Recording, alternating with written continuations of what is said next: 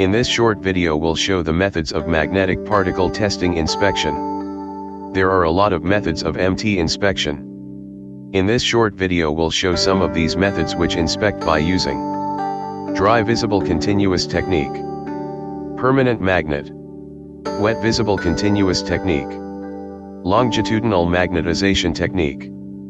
First of all, we'll show the inspection which is using dry visible continuous technique and permanent magnet.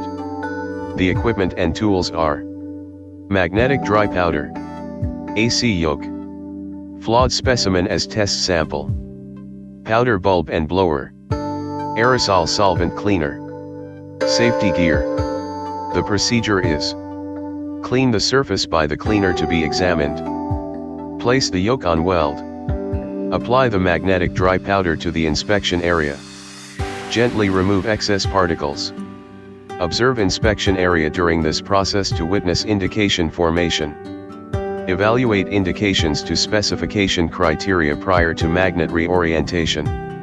Turn the yoke 90 degrees from the original position and repeat steps 2 to 5. Clean and demagnetize if necessary. And you can do the same steps with permanent magnet as follow.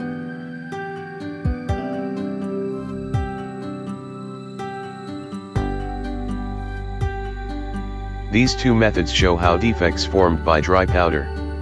It is formed by dry powder in visible line if it was crack or linear defect, but the crack defect is formed in deep line. In addition, the porosity defect is formed same as small points in weld position. You can measure all of the discontinuities by scale meter if that is necessary. The second show is about the inspection of welded plates by using wet visible continuous technique.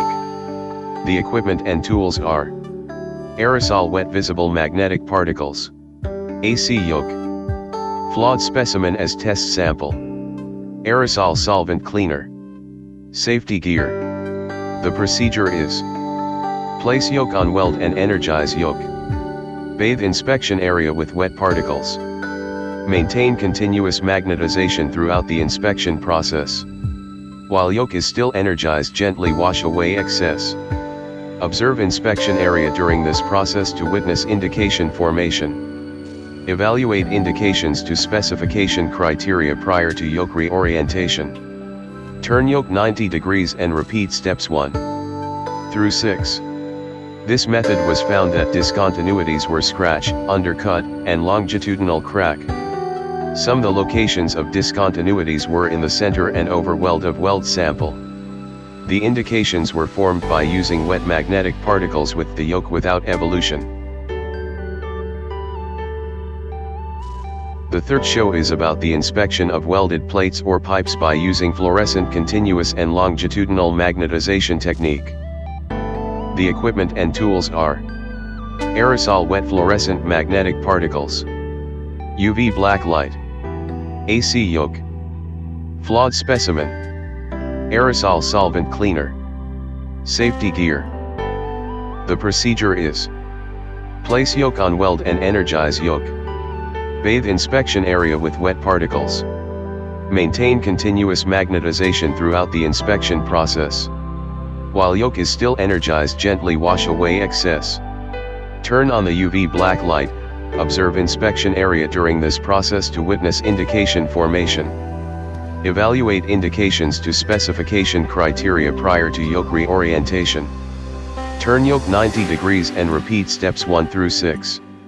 And you can do the inspection in the same conditions with portable magnetization coil PL8 or PL10. It is better with pipes as follows. Plug the powder cord of the coil into the appropriate outlet. Depress the foot switch. A magnetic pull will be felt by insertion of a ferrous metal object into the center of the coil. Inspection is accomplished by placing the part longitudinally parallel to the axis of the coil, within the coil nearer to the outer circumference. Activate the foot switch and apply the inspection medium while the coil is energized. This is referred to as the continuous method and will reveal defects at right angles to the coil axis. While using the wet method, allow the coil to remain energized for approximately 2 seconds after applying the wet medium. Remove the part for inspection. The longitudinal magnetization technique is more effectivity with pipes because of the coil around the material will be better than another types of shape of materials. The indications were formed by using aerosol cans 14HF with the coil without evolution. But in the fluorescent continuous technique, the indications were formed by using aerosol cans 7HF with the yoke. However, these two techniques have a different guide in the detection of defects while compare it with the other techniques in MT inspection. The defect is shining and you can measure all of the discontinuities by scale meter if that is necessary.